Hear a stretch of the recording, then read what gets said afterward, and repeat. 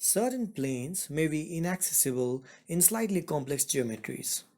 For instance, here there is a plane hiding inside the geometry.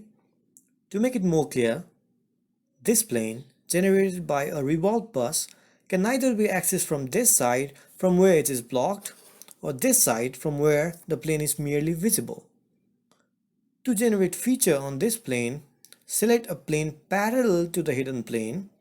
In this case, you can select either this or this plane. Here we'll select this plane.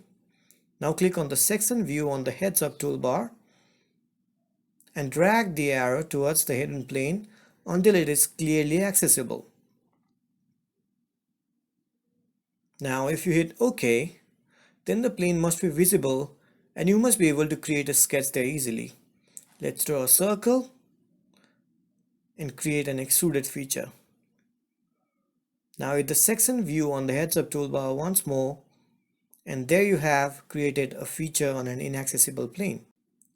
If you select the wireframe view, you will notice that we have created a feature on the plane which was not visible before, using section views.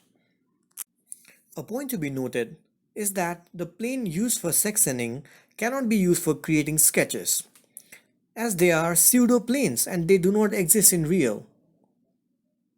That's it for tip number 1. Off to the next step.